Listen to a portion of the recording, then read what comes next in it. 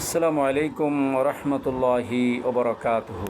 প্রাণপ্রিয় মুসলিম ভাই ও বোনেরা, আমি আজকে আপনাদের সামনে রাসূল করিম সাল্লাল্লাহু আলাইহি ওয়াসাল্লামের একটি গুরুত্বপূর্ণ হাদিস নিয়ে উপস্থিত হয়েছি।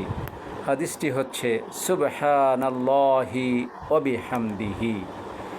এ কালেমাটি বা এ বাক্যটি যে ব্যক্তি সকালে 100 বার এবং সন্ধ্যায় 100 বার পাঠ করবে, আল্লাহ পাকের প্রিয় হাবিব বর্ণনা করেছেন, সেই ব্যক্তি কিয়ামতের দিন সবচেয়ে বেশি সওয়াব নিয়ে উপস্থিত হবে।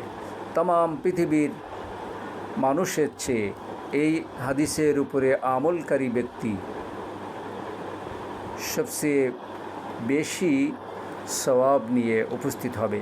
আল্লাহ পাক এই হাদিসের উপরে আমাদেরকে আমল করার তৌফিক দান করুন, আমিন। ওমা তৌফিকি ইল্লা বিল্লাহ। আসসালামু আলাইকুম ওয়া রাহমাতুল্লাহি ওয়া বারাকাতুহু।